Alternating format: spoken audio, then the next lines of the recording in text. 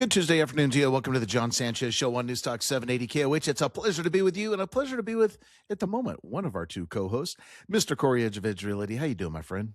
I guess I'm the dependable one. You know what? You really are. You always have been. You always will be, Cory. You need to tell my wife. I think she would disagree. Get you in trouble that way, huh? How's life treating you, my friend? Can't complain, buddy. It's been going good. How about you? Very good. Very good. Just way too busy. I was just teasing with my wife, and I was like, isn't this supposed to be like the nice, relaxing, final few days of the year? And, you get a chance to sit around and, do this and do that. And it's anything but the opposite. We are so doggone busy right now. And I'm like, this isn't the way it's supposed to be. And tomorrow's New Year's Eve, and then New Year's Day, and then it all starts again on the 1st, right? We wipe the scorecard clean, and we all start again on the 1st of January, right? Technically the 2nd, but yeah, it's just Mr. Millard. Dwight Millard, joining us with his smile on. How are you, my friend? I'm doing fine. Crazy. What the hell? That's what we were just saying. It's like, I know. Hey, whoa, watch it. That's right. You're not supposed to say that. Well, boys, and to all of our family and friends listening, I have some bad news that I just want to get out of the way to start the show with. You ready? This is our final show for 2025. You like that? Thought about that one. Yeah. I need to cheer Dwight up. I know. Hey, brother, your rates are down. Smile. Yeah. Smile. It's just other problems, John, right? Always are, Dwight. Something. But see, you've been doing this show since what, 2008 with me? So yeah. You think you'd know by now that this is the 1 hour that the three of us get to sit here, just three guys sitting around chatting about money and real estate and the stock market. You can forget about all your other problems because we all have them. But this 1 hour, we get to forget about the world, and it's just us. Just guys sitting around. Do you get your cup of coffee? Maybe that's the problem. You're not having I'm seeing your cup of coffee like Cory and I have. I don't have coffee. Put some Baileys in it.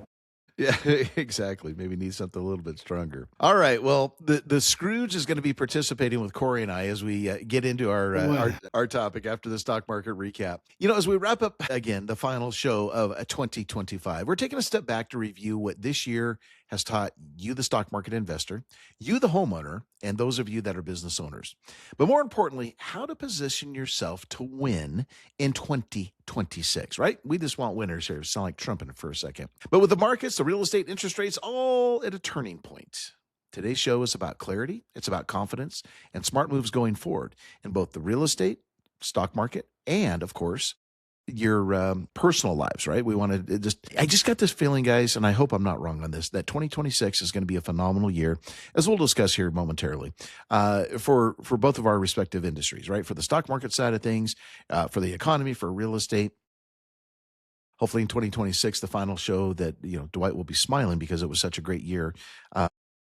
See, I already got him to smile on that one. So, really looking forward to this. Cory, let's start with you. How are you feeling going into 2026 without getting into specifics? I know you're going to go into more detail on the real estate side. I do think it's setting up to be a decent year in both of the industries, and I'm always have a little bit of pessimistic side to me, but I think 2026 and probably into 27, they're going to run things pretty hot, economy-wise. Yes. Which is going to be good for everybody.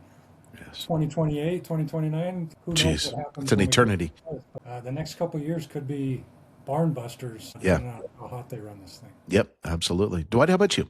Yeah, I'm very optimistic. I think, we've been in this little doldrum since 22, right? March of 22, we've experienced this. So I think 26 is going to be, like Cory said, out of the gate. I predict 5 straight interest rate cuts. I think they're going to be so aggressive.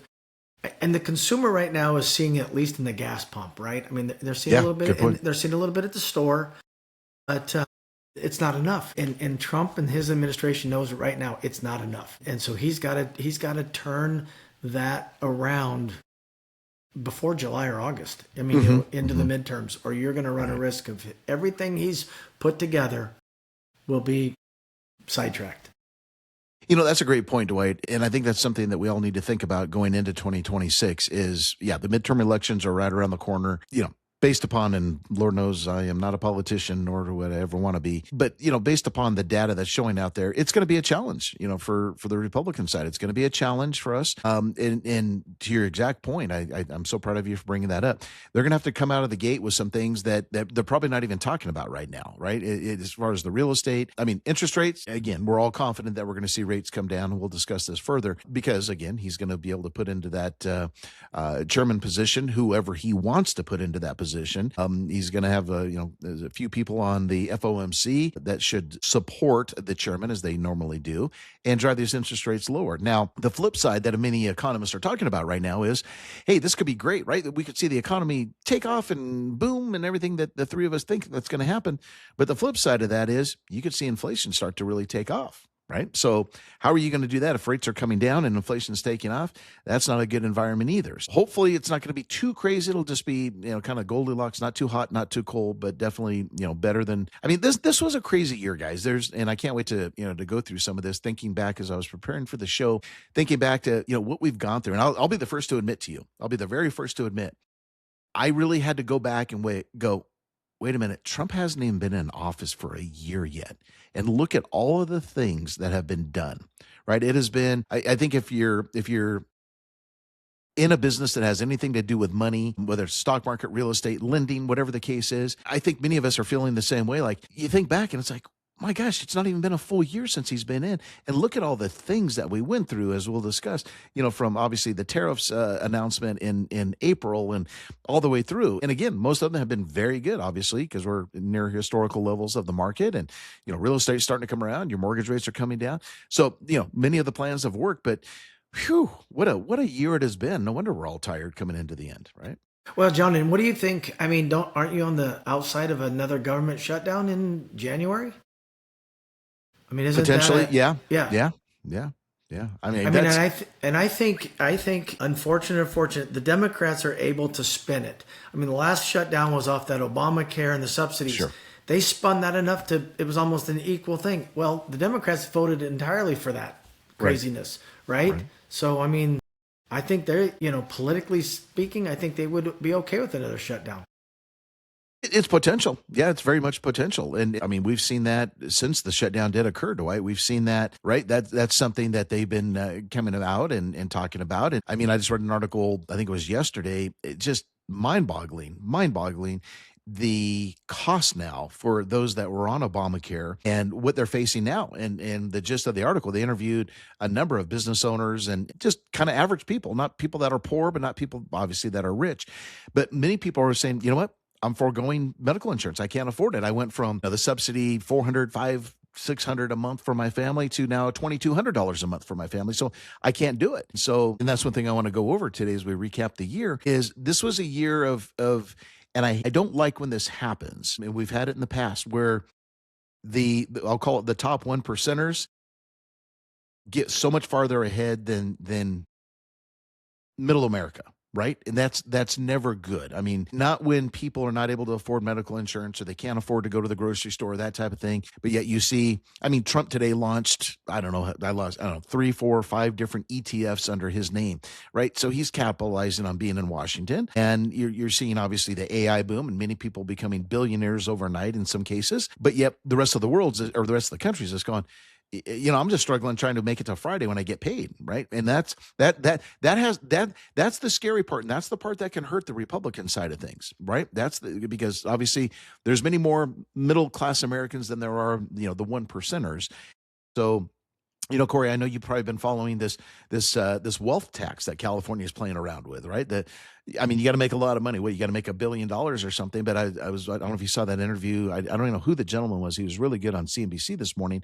And he's like, look if this thing passes, which I don't think it will, he said, if this thing passes, you're going to see all of these AI startups, et cetera. You're going to see the vast majority of them leaving California. They're just going to be gone. And, again, the 1%ers, and that will hurt the tax revenue for the rest of the Californians that are paying the tax and so on and so forth. So it's again, and I'm seeing it because of the AI boom and various other reasons. I'm seeing that gap really beginning to expand. And that's never a good thing from an election standpoint. Never a good thing.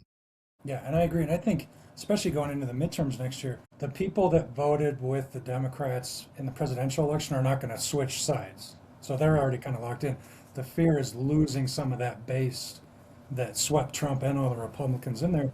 And to Dwight's point and everybody's point is it comes down to jobs and affordability. Yes.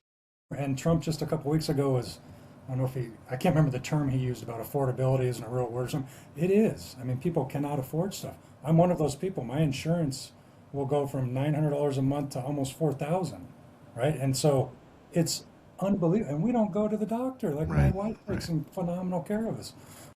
But most Americans, myself included, the minute you drop it, the fear is great. Now I'm going to get in a car wreck. Yep, Then that's what right. do you know what I mean? And so the idiots in Washington, all of them, Republicans, Democrats, got to figure this out. Yeah. The only people that are making it medicine-wise are the insurance companies. And then you look, well, I don't want to get on a soapbox, but you look at all the fraud and all this stuff in Minnesota. It's like, man, if you could just they need to start. I know this will never happen. Start a clean slate. Start from zero and rebuild all the processes. Agree. And clean them up. It's a mess. Yeah, no, it absolutely is. It absolutely is. All right, well, that's just one of the many things we're going to talk about as we recap 2025. When we come back, tell you what happened in the stock market, then we'll get into our topic. Let's turn it over to Kristen Snow. She's in the Right Now Traffic Center. Hello, Kristen. Welcome back to the Jon Sanchez Show on Newstalk 780 KOH with Cory Edge of Edge Realty and Dwight Millard of Highlands Mortgage. All right, here's how we finished up in the market. Decline on 95-point decline, that is, on the Dow, 0.20%. We closed at 48,367. NASDAQ lost 55.24% to 23,419. S&P down 10, closing at 6,896. Dwight and I were kind of joking. These last 2 days have just been just feeling bad. Not able to get any traction whatsoever. And as I keep warning when I do the stock updates in the morning, anything can go this week, right? It can be a very bullish week, which so far has not been as we wrap up the first 2 days, or it can be very bearish, right? There's so much portfolio adjustment going on. The way it's looking right now, we have a full trading day tomorrow, even though it's New Year's Eve. And then come January the 2nd on Friday, there should be no reason, unless something, dramatic happens in the news, that we shouldn't see the market do pretty well. So we're looking like right now, we're probably going to kind of just languish here over tomorrow, and then get into Friday and start the slate clean and start moving forward. Guys, it's as we do our recap of the year here, it has been a heck of a year. We're still up 21.3% on the NASDAQ. S&P is up 17.3. These are year-to-date numbers, of course. Dow's up 13.7. And Russell 2000 up 12.2. So overall, still a very, very solid week. And that's kind of what some of the traders look at. They're like, hey, take a little bit of profit, book it, make it look good on the December statement, good quarterly statement, and start the year clean. And it's obviously right around the corner. Let's go to the commodity side. Lost 16 cents on oil, $57.94 a barrel. A little bit of recovery in in gold prices today.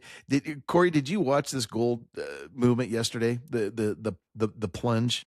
Read about that and silver. I wasn't watching anything. Yeah, same with silver. I did see the chart. I mean, the chart didn't look very good, but I have no idea what caused it. Yeah, let me lay this out because I didn't have any details yesterday. We did not learn about this until later in the afternoon, early evening. So yesterday, again, gold lost $205.80, 4.5% loss.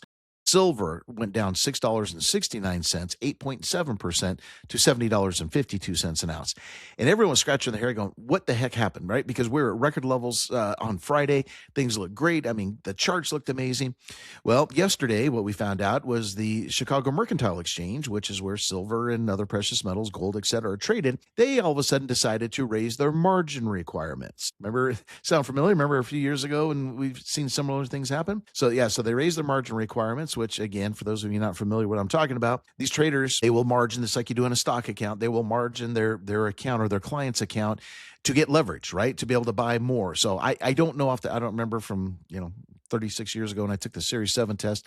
I forget what the commodity margin level is, but let's just say it's whatever, 30%. So they put in $100 and the brokerage will lend them $130. That's the leverage. Well, when all of a sudden they go, no longer will we lend you, that additional 30%. We're only going to lend you, I was going to pick a number, 10%.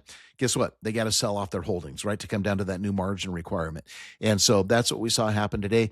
The good news is we did see a bit of a rebound. Again, not significant, but as I said, gold up $40.80, closing at $4,386.30. So looks like at least temporarily that storm has passed. There was also some rumors that some countries around the world were liquidating their positions again because it has such a run. So this is what I mean. It's anything can go this week. You never know what, again, the strategies that countries, the sovereign wealth funds, obviously the different portfolio managers are trying to do.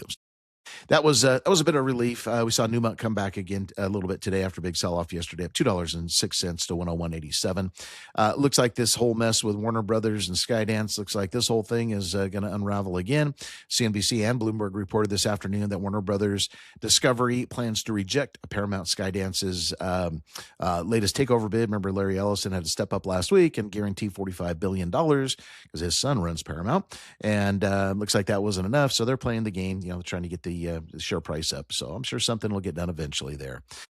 Other than that, NVIDIA was quiet, down 68 cents, Apple down 74, Palantir down $3.34. So just not a tremendous amount of activity. Ms. Marlar, let's turn it over to you. Let's go to the mortgage side.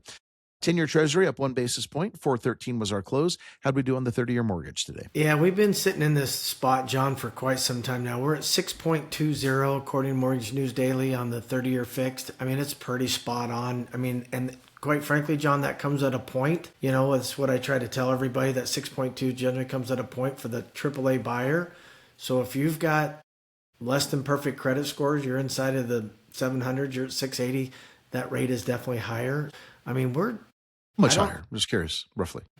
You're probably at least another 15 basis points higher, wow. 635. Okay. Yeah. So, okay. I mean, your rate goes up, your mortgage insurance goes up, everything. Maybe that's what we can talk about sometime in the new year is what that effect has on everything, from homeowners insurance to everything. But I don't know, John, other than this next meeting at the end of January, what's going to slide that down much more. You might see a 6.18, things like that. But I mean, we're not getting into that 5 range, which is where people are looking for. Yeah. Yeah. The 5.75. I mean, you have to pay some significant costs to get down into the low 5s right now. Are you seeing people doing that, Dwight? Yeah. That's where the builder incentives are going, or the seller incentives in Cory's side. That's where it's going. It's all going towards what's going to be interesting, John, is how far you pay all your money to buy it down, and what if over the counter goes lower in June or July or August? You just wasted all that money. You know what I'm saying? Because you're going to refinance out of it. So it'll be an Cory, you seeing the same thing? As far as the rates? Yeah, I was just thinking, and I don't know, I was just trying to look up, maybe Dwight knows, for a long time, the last 2 or 3 years, we've had this abnormally large spread between the 10-year and the mortgages.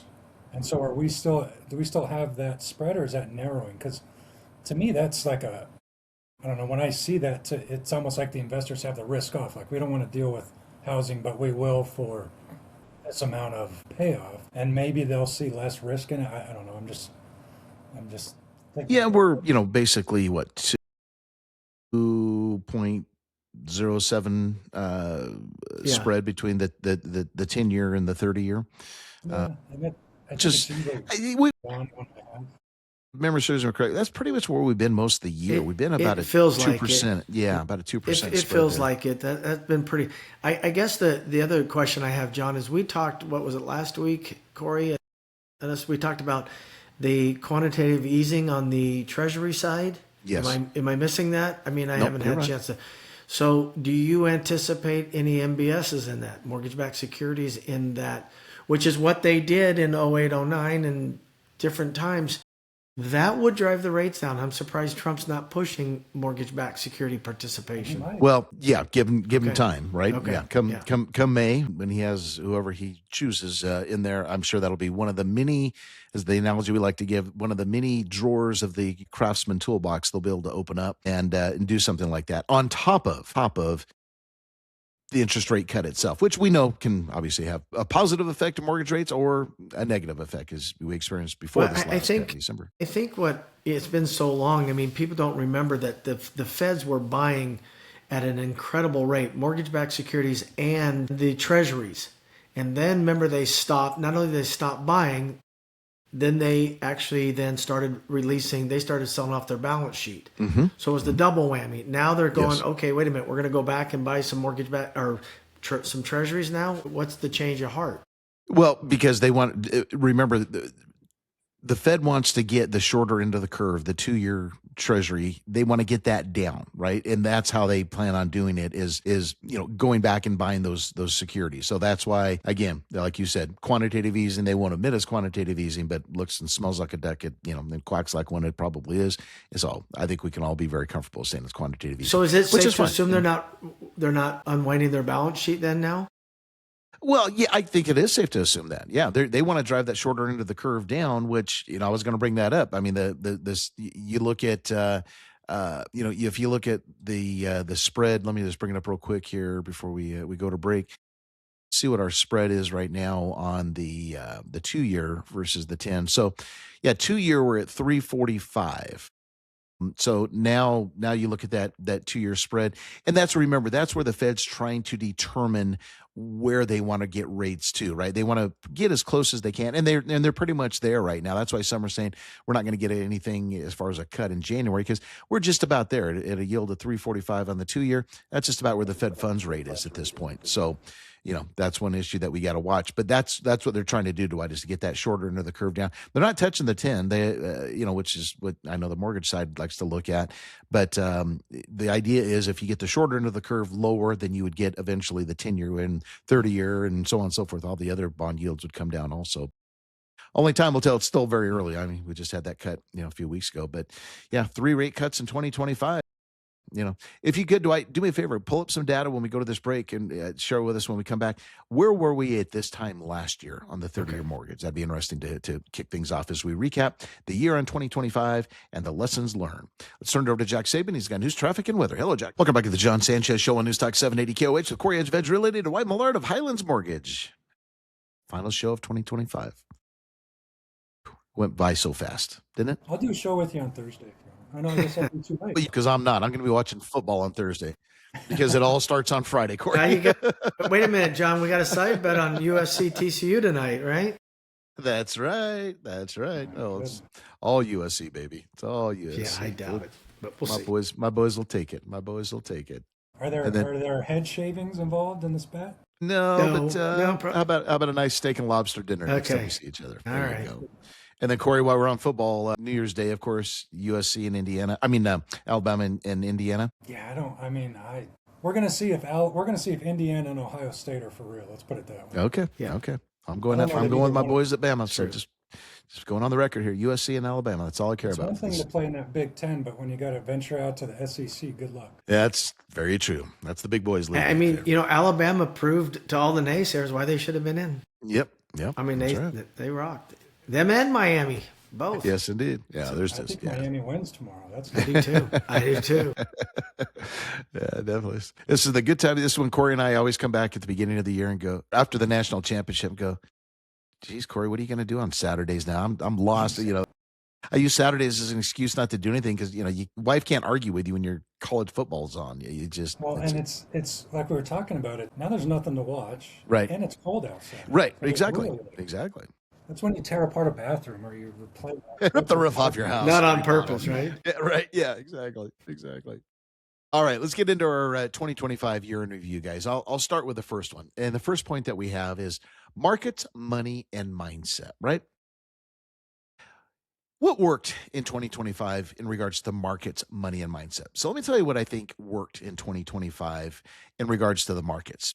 Obviously, the AI trade, having a diversified portfolio, those were the keys, right? You had to have AI in the portfolio. We did have, again, good diversification this year. So you could have had kind of the shotgun approach where you had a little bit of money in this, a little bit of money in that, which really ended up being the best way to go. Sure, if you had a solely concentrated AI portfolio, you probably dramatically outperformed someone that was diversified. But then we got into these intermittent periods where everyone started to give up on AI, especially here recently. But, going forward to next year, the AI trade is expected to be very strong, and especially if we start to get some IPOs in that sector, then that should propel things further. But that's really what worked. It's really that simple. AI trade in a diversified portfolio. What didn't work? Just the opposite. If you had low tech exposure in the portfolio.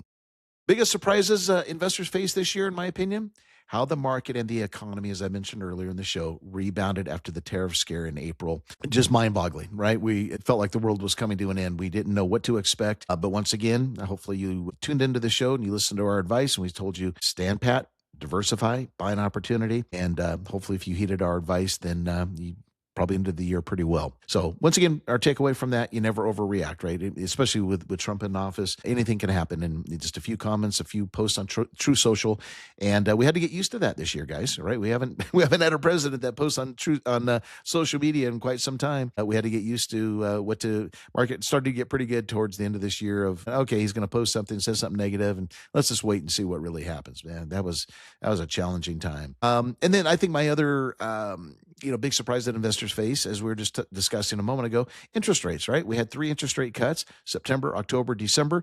Dwight, where were we basically at this time last year on 30-year mortgages? And where are we, as you said, now we're at 620 on the 30-year. Was it all worth the fight in all the talking? Not in my brain.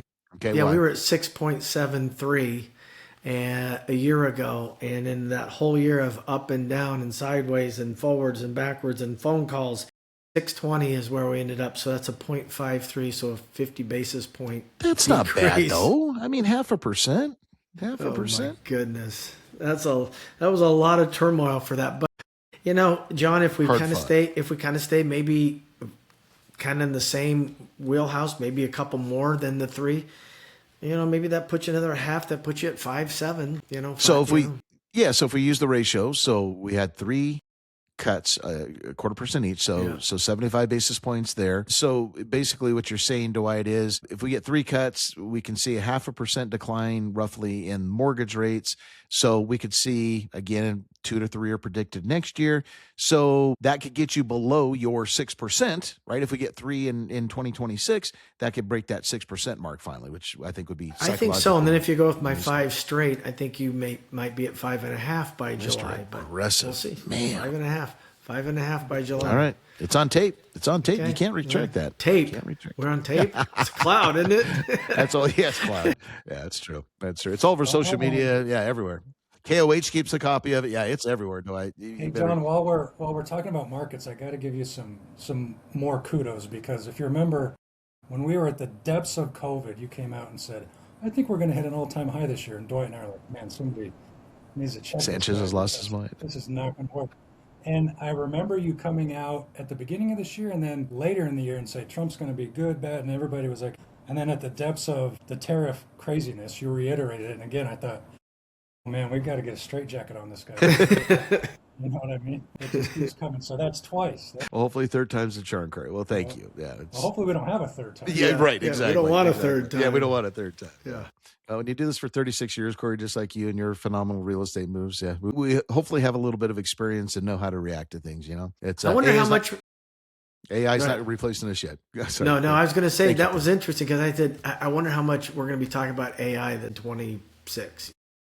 I think we're going to be talking about it a lot, but I think it's going to be a different way we're talking about it, right? This year was just, I reflect back to, speaking of the old days, 99, 2000, right? When the internet, we all really started to learn about the internet, and more importantly from the investing side and all the companies that went public. This year was very similar to that, right? This new thing called AI, even though many of us have been using, Chat GPT or Teams or some of these other things for a while, or Copilot, for a year or two, it really seemed to get into mainstream America and world, frankly, this year. So I think from Wall Street's perspective, Dwight, what we're going to see different next year, the lights and the glitter of AI, I think, are going to diminish next year, and it's going to be the year of show me the money, right? Mm-hmm. This is where Wall Street's going to come back, and investors are going to come back and go, okay, XYZ company, you spent, pick your billions, $2 billion, $5 billion, whatever it is. What's your ROI? What's your return on investment? Is it working for you?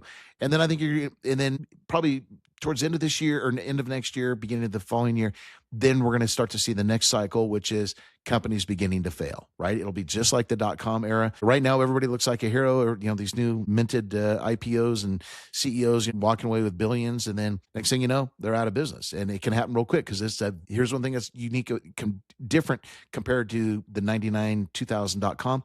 This is a very capital intensive business, right? You need data centers and all these different things. And therefore, this is where companies have got to have a strong balance sheet. It should help them if these rates come down as we anticipate, for borrowing costs, et cetera. But don't you agree, Cory? This I think next year is going to be the year of show me the money. Show me that. I think Jerry Maguire. There's so much liquidity in the system right now. There is. Also, if you start bringing those rates down, we haven't talked about, but I know SoftBank was selling some of their stake here and there, but now they're all in on buying data centers. And that's, to me, that's a big thing because that's hundreds of billions That's of right. dollars buying that finished product. But I'm with you, like we're either late 97, maybe 98. Like that's what I'm saying. You could see this thing run hot for a couple years and everybody Absolutely. go gangbusters. Yep. And then after that, it's anybody's guess. Absolutely. Who knows? Absolutely. Good. Glad you agree with me. All right. When we come back, we'll continue a few more things that we want to discuss as far as our 2025 year in review. Let's wrap it up with Kristen Snow. Kristen, this is the final time of 2025. I get to turn it over to you, and I want to take this opportunity to tell you it has been an absolute honor being with you throughout 2025.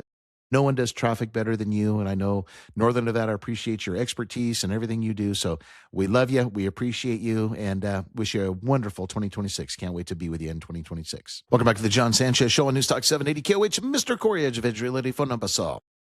Dwight Millard, Highlands Mortgage, phone number saw. Yes. Beautiful, beautiful. All right, we're talking about just our own perspectives, the year in review. We talked about markets, money, and mindset. Dwight, real quickly here, let's get into your area, the interest rates and real estate. What are you looking at as far as, I think we kind of touched on this already, buyers, sellers, refinancers, et cetera. What do you want to be thinking about going into 2026? Yeah, just keep a close eye. If you're thinking about refinancing, there are a lot of people, John, that got into low sevens. I mean, if you get under the six, maybe it's a time at least to look at it. Sellers are in a great spot. I think they're going to be in a good spot even going through 26. But be aware. Get pre-qualified if you're going to buy, like we talked about. Yes, yeah. definitely. I think it's going to be an interesting year for rates. And that reminds me, we have done our best in 2025 to give you every bit of our knowledge, right? Between myself and Jason, myself and the boys, and our dear friend Richard Lace joining us of Lace Appraisals, and the great guests we've had this year. Take this time, you got a little downtime, hopefully over the next few days. Go to Apple Podcast or Spotify and search the Jon Sanchez Show and look at some of the topics that you may have missed and go back and use this time. I mean, the podcast has shrunk down to 20 minutes, 22 minutes or something like that. And just listen to some of the things we touched on this year, because that will really set you up for 2026. And especially the show Dwight's referring to, we touched on about getting ready for 2026 from a mortgage standpoint. I think that was a really, really good show that you did, Dwight. So yeah, let's do that, folks. Cory, how about the consumer checkup? Where are we at on this one? I think it's still a little fidgety. We'll see how the jobs go, but I'm in more of the mindset that things are going to loosen up a little bit, that the rates are going to come down, the buyers are going to get re-excited. I don't think they're going to get much relief in the pricing, but if you can bring the cost down via the mortgage rates, then maybe they bite the bullet and jump in, which will be good for the sellers, because right now it's been stagnant for a couple of years as far as pricing. We're probably Yes. at the same level we were. Maybe we get some bumps in 26 and see a 5 or 10% increase. Who knows, because of the more affordability. But if you're a buyer sitting on the sidelines waiting for prices to come down, I mean, and trust me, I'm as pessimistic as it comes. I don't know that that's going to happen in 26. Right. Yeah, I think it's going to be a tough year. And here's the reason why I say it's going to be a tough year also, Cory, along this consumer checkup point. On the downside, the consumer stretch, we've touched on it a million times this year. They're feeling the inflation, no matter whether the inflationary data is showing good, bad, indifferent. It's getting expensive out there. I got a taste of it. My wife drugged me out for some Christmas shopping. I'm like, how much is that? I was blown away. So consumers feeling the inflation. They're feeling the high cost frustration Cory's talking about. And also, Cory, you hit it on the head a lot this year. Consumer makes their housing buying decisions based upon how good they feel about their 401k and their investments. That part's been good. However, you got the flip side. Many people in the workplace are very concerned about losing their jobs to AI and other things, right? So you got a consumer that's very confused, but I think to your point, you guys, I think you got a consumer that's going, you know what, I'm going to maybe wait and see a little bit more. Kind of, right, Cory? Kind of what we've seen in the housing market here recently. Just kind of wait and see where rates go, if my job is stable, how my 401k holds up, that type of thing. Yeah, and if Dwight's right with 5 straight decreases, and maybe that brings the mortgage rate down 3/4 of a point, like that might be the impetus to get people off the sideline. Right, absolutely. Well, I think also if the consumer starts to feel their job is a little bit safer, and again they're continuing to build on this year's gains in the stock market side of things, that could be an incredible catalyst. So how do we wrap things up? Our final thoughts. We'll go around the horn. My final thoughts for this year is, it was a great year. On a personal note, we made a lot of transitions on the show, and I just want to say, the three of us have been together since 2008. So, guys, we're starting to get into some pretty long periods of time that we've been together on this show. And I love you both like brothers. We've been through a lot together, good markets, bad markets, and personal issues up and down. But hey, we're still here. We're going to be together in 2026. I love you both, and it's an honor to work with you guys each and every Tuesday and Thursday. But most importantly, our friendship. And to all of you in the audience, we love you. We couldn't do it without you. And thank you for sticking with us for so many years. Cory, real quick. I didn't have any kids when we started this show, John. Now my oldest will be graduating from high school soon. So, oh my God, that's the way to put it. But no, it's been an amazing year for us, and I can't believe we're on video now, and I'm getting to see you guys. And so it's been a good transition, and 26 is probably going to be just as good with some other things we never thought would happen. Absolutely. Dwight, real quick. We're still here. I love you guys. I love our audience. We're still here, right? Live and kicking. Absolutely. Things can't be that bad. Exactly. We couldn't do it without my daughter, Bailey Sanchez, the producer, and Jack Saban behind the scenes. They make all this thing happen. So love you both, and thank you for all your hard work. All right, everybody. God bless. We'll see you in 2026 on the Jon Sanchez Show. See you later. God bless. Dwight Millard, NMLS ID number 241259, a licensed mortgage loan officer with Highlands Residential Mortgage Limited and Equal Housing Lender. NMLS ID number 134871. The information shared on this live broadcast is for general information purposes only and does not constitute financial or mortgage advice. Listeners should consult directly with a licensed mortgage professional for guidance tailored to their specific situation. All loans are subject to credit approval and program guidelines. Not all applicants will qualify. Loan terms and availability may vary by state and are subject to change without notice. Highlands Residential Mortgage Limited is licensed in multiple states. For a full list of state licenses and disclosures, please visit https://www.highlandsmortgage.com/licenses/. The views expressed during this program are their own and do not necessarily reflect those of Highlands Residential Mortgage Limited.